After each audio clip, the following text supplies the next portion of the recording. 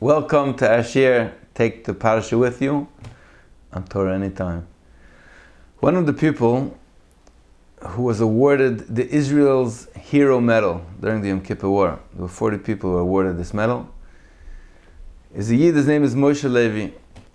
And the story goes that he wasn't religious in any form or fashion, but there's no atheists in foxholes. And they were during the Yom Kippur War, and they were holding a position between Egypt and Tel Aviv. And the Egyptians were advancing. And they knew that it was a dismal situation. So everybody was like, wow, you can't imagine the tension that goes on in such a moment. And one of the soldiers had this moment of inspiration, and he said, who's going to help us at this time? Let's have faith in Hashem. He took out a Tillim, and he said, let's all connect to Hashem and let's believe that Hashem is going to get us through it. And this Moshe Levi, his heart was touched, his neshama woke up, and he made a commitment. He said, Hashem, if I make this through alive, and if we're going to win this battle, I swear to you, I'm going to put on tefillin. There was booms, there was fighting, tanks were coming, missiles flying. At the end of the game, they won the war. But Moshe Levi was left injured. He lost his left arm. He lost the arm that you put tefillin on. And as fast as his faith came, that's almost as fast as it disappeared. And could you imagine if you would be Moshe Levi, if you would be the one making a commitment to Hashem and saying, God, show me a sign that you're here. I'm here to bet with you. I'm here to invest. Give me a sign. And then the sign is that you lose your left arm. Could you imagine? So after the war, he wasn't only wounded in his hand, he was wounded in his soul. And he went around, and whenever he met a rabbi, he would ask him this question: how could it be that Hashem took away that arm that I committed to him? And eventually he came to Lubavitcher Rebbe. And he shared with Lubavitcher Rebbe his pain. And Lubavitcher Rebbe cried with him. And you know what Lubavitcher Rebbe told him? In psychology, there's a concept called reframing. Reframing means where you take the exact same thing that you looked, your perspective caused you pain and caused you suffering, you give a new story about it, you change the way how you look at it, and suddenly that same situation gives you solace, it gives you hope, it gives you faith. Said Lubavitcher Rebbe to him, maybe the message is that Hashem's telling you, I love you unconditionally. Whether you're going to put on tefillin, whether you're not going to put on tefillin, I love you for who you are. This Moshe Levi came to Hashem that he was going to do something for him. But Hashem told him something much greater. He said, I love you without you putting on that tefillin too. Without your arm. Now, of course, every person has to try to be mekayim all the mitzvahs. But we always have to remember that Hashem's love to us is unconditional. The reason why we put on tefillin is not in order to get Hashem to love us. Hashem loves us. We put on tefillin because we want to strengthen that relationship. We want to experience it. We want to have a mitzvah of meloshen tzafsa v'chibur. We want to do what the melech is mitzvah, but his love is unconditional. And for Moshe Levi, that worked. That reframed it for him. It changed in his mind his perception of what happened. In every single parsha, whenever you go through the parshas, there's always these reframing moments. There's all these stories in the Torah that if you would imagine how you would think about it, if I would be in those shoes, and then you see how it switched around, you have powerful tools how to go into your world and live a whole different way. One of the great Chassidic Toidas are that Yaakov Avinu says, "Kotointi mikol hachasodim mikol ha'emes asher asisa esavdecho." He said, I've been humbled from all the truth and all the chasadim, all the kindness that you've done with me. Ki v'makli avarti es hayarden, with my staff I crossed the Jordan. V'ato yisi l'shnei machnos, and now I've become two camps. And if you would imagine yourself being in Yaakov's shoes, and you just put things into context, you're saying, V'achshav hayisi l'shnei machnos is a source for kotointi mikol hachasadim. the reason why he made two camps was because he was in the impossible situation of being confronted by a certain death. Esav is coming against him. He knows what he did to Esav. He stole from him the blessings. Esav finally is coming against him. He's overpowered. He's going to be taken down. And as a last resort, he splits up his camps, l'shnei maknos, that if one of the camps are going to get killed, at least let there be some survivors. So usually the emotional response to such a situation would be, this is terrible. This is the worst thing in the world that could be. You know what the Chassidic master said? They said, the key is ki v'makli avarti es hayarden. Yaakov Avinu meditated and contemplated, and he said, 1 second. Let's go out of this little picture and let's go into the big picture. Let's expand the story over here. Where am I coming from? I'm coming ki v'makli avarti es hayarden. I came with I picked up a stick along the road. That's all I had. We all know the story of Eliphaz. Eliphaz came and he stripped him from everything he owned. He came like a pauper. He came with nothing. Now, fast forward 20 years later, there's a situation going on. It's difficult. I'm being confronted by a challenge. But let's look back a second and let's see. And now I have enough people, now I have enough resources that I can split it l'shnei machnos. I'm extremely powerful. I have resources. I have options. You know, what's not said over here is that I have livestock that I can give for gifts. I know how to be mispal.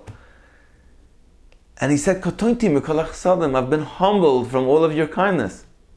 You know, if we can download this idea in our lives, that whenever we get stuck in nitty-gritty details, which we always do, if you can go out in the big picture, then you have a whole different story. Like the story goes, there was once this kid, he was holding a glass of water. And he was complaining about something. So his teacher came, and he took like a cup of salt, and he poured it into the cup. And his teacher said, drink the glass now. So obviously he couldn't drink it. And he said, why can't you drink it? He said, what do you mean why? It's full of salt. So then the teacher went with him on a walk, holding that same glass full of salty water. And they came to a freshwater lake. And the teacher took the glass of water, and it was a pristine, beautiful lake. And he poured the water into the lake. And then he took out another glass of water, and he gave it to him to drink. And he said, drink it now. And he drank it. And it was delicious, beautiful, fresh water. And the teacher asked him, he said, what just changed? Didn't you tell me before it's undrinkable? And what's the answer? The answer is that when you have all of the salt contained in one glass, so then all you're seeing is the salt. But when you pour the glass into this huge lake, then it's part of a huge picture. It's part of a tremendous amount of fresh water, and the salt that was in this cup is butel b'shishim, it's diluted, it's irrelevant. And then suddenly you taste the same water and it's wow. And that's the story of reframing. Reframing is the ability to go out of a little small nitty-gritty detail in your life that's causing you anxiety, causing you stress, and being able to go into the huge big picture and count all of your chasadim, count all of the tremendous amount of blessings that you have, and then suddenly when you revisit the same challenge, you come back empowered. You're like, wow, I'm in a good place. I have shtei machnos, I have livestock, I'm okay. And then you deal with it in a whole different fashion. So let's take for example this Torah. This Torah is a game-changing Torah. It's an idea which can really change the way how you live your life. It's embedded in the Parasha. But there's another Torah, you know, if anybody's ever gone to a 12-step program, anybody suffering with addiction, the first thing they make you do is to admit that you're powerless. Admit that you're powerless. So the Chassidic master said, Katointi mikol achsadim. Katointi, I've become humbled. Mikol achsadim asher asisa es avdecha. It's from the greatest kindnesses that you've given for your servant. That means Yaakov Avinu realized, he said, Katointi, the fact that I'm vulnerable and I'm stuck, The fact that I've been humbled and I know I can't do anything on my own. When I'm left to my own devices, I'm powerless. And therefore I surrender, and I'm praying to you, Hashem, give me wisdom, and I'm going to try to do what I could. And he prepares with prayer. He prepares with matanas, with gifts. He prepares with milchama. He splits it up l'shtei machnos. He comes from a place of bittul. He bows down to Esav 7 times. He hugs his brother with love that he never experienced for him before. And then suddenly a whole new realm opens up, a whole new world. He rediscovers his brother. He rectifies, he fixes whatever happened in the past of taking away the Bechodah slyly. And he transforms from becoming Yaakov, which we spoke about last week as a Yaakoveni, is crooked. He transforms from doing things crooked to having it out with the Malach, and he becomes Yisrael, he becomes Yashar Keil.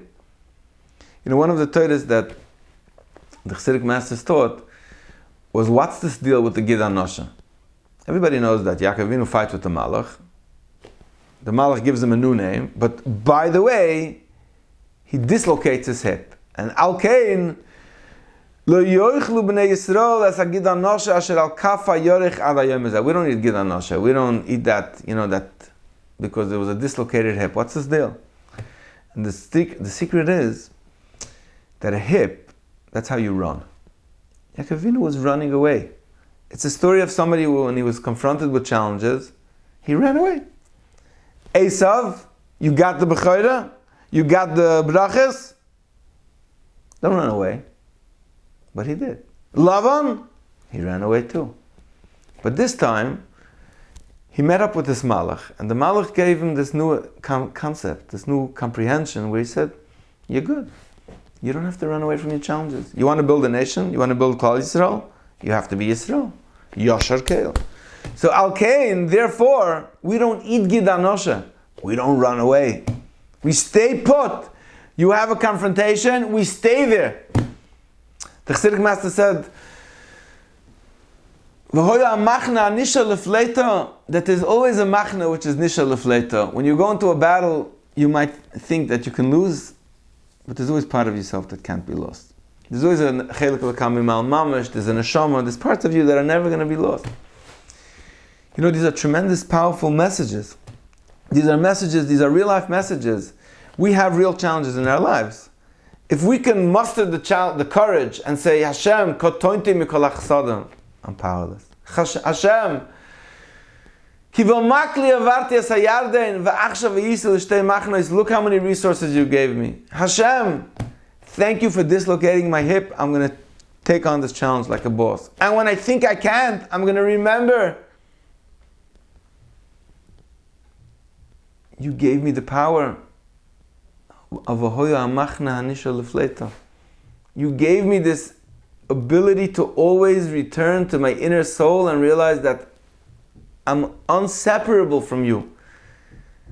There's a part of me that's unsinnable, that's undefeatable. There's a gewaldige story from the Originer, where the Holy Originer was once asked by Chassidim, if Yisrael is the ultimate name, why don't we say by Shmoneh Esrei, Elokei Aviram, Elokei Yitzchak, Elokei Yisrael? Why do we say Elokei Yaakov? Yaakov is the Yaakov, is the Akev. You know what the Rishna said?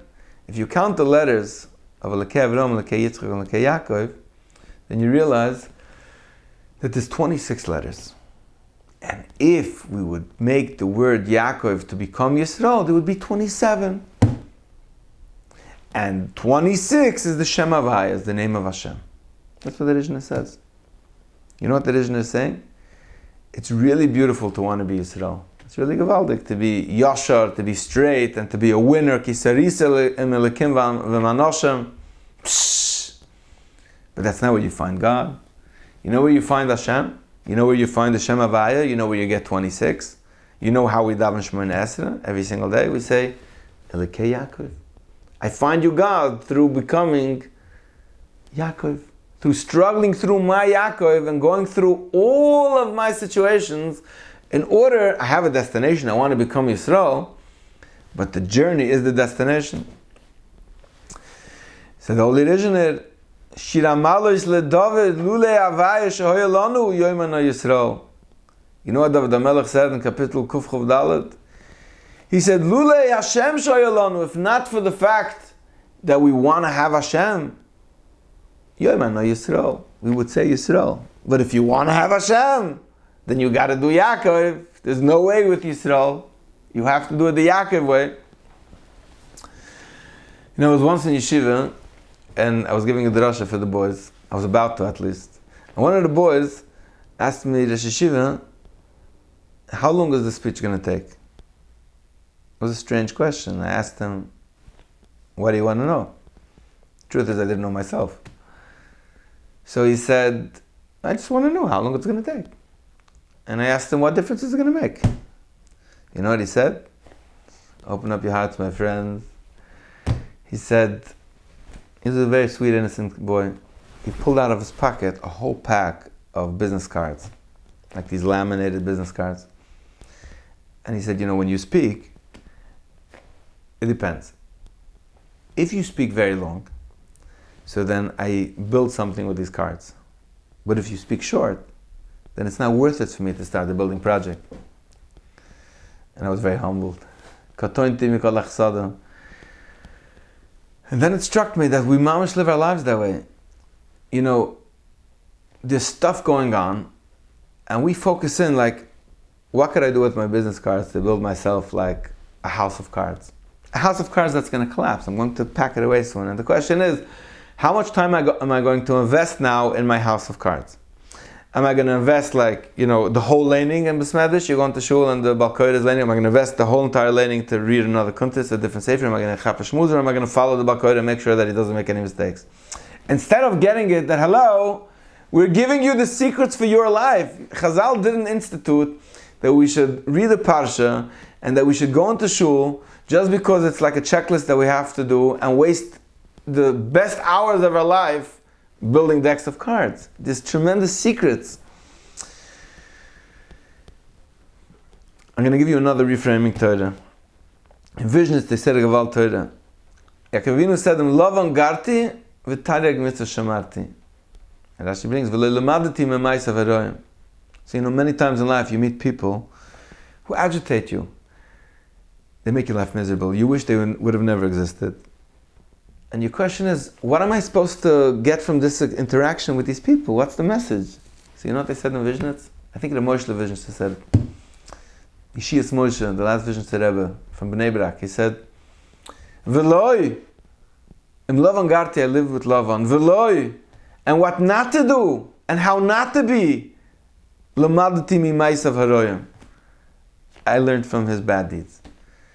So even Lavan suddenly became a tremendous learning lesson. It became an experience of, wow, I learned in life, you know, if you're going to be a Lavan, you know, stupid games, stupid prizes. If you're going to be Lavan, you're going to get Lavan results.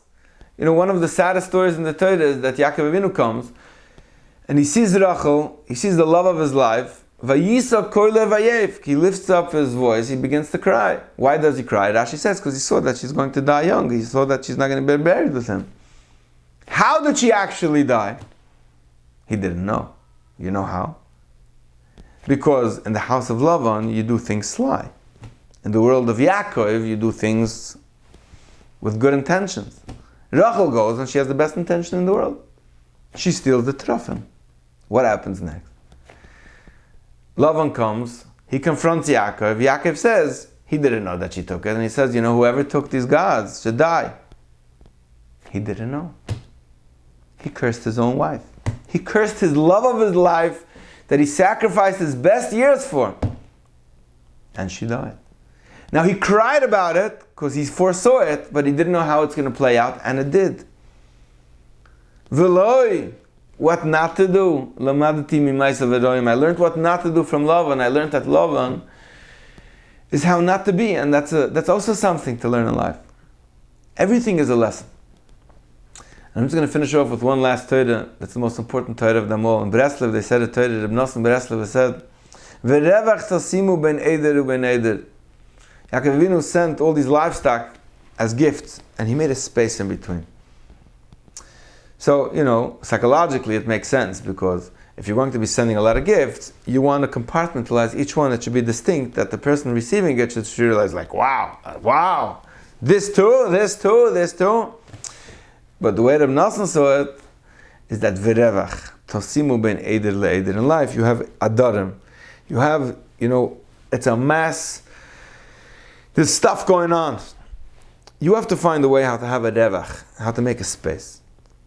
And in that space, that's the time when you're supposed to contemplate and meditate on all the gifts that you have, and asking Hashem for divine inspiration, and going into the world of Katointi, saying, Katointi, I've been humbled, and realizing, Achshav Yisi l'shtei machnos, and realizing that the way to connect Hashem is dafka through Yaakov. I know that I have the power to stand my ground in order to be Yisrael. I know that there's nothing that happens that isn't for my benefit. When Hashem promised me, Vayishlach imach, I'm going to be with you, even though I went through so many difficulties that I thought for sure it's not going to be, still, Vayishlach imach, I'm going to be with you through it all. I'm going to be with you when you're going to lose Rachel. I'm going to be with you when Rachel's going to steal the Terafim. I'm going to be with you when you're going to confront Esav. I'm going to be with you when you're going to go through the cold and the heat I'm going to be with you through it all. But you're going to have to unpack it. And that, my friends, is how we can unpack the Parasha with us today.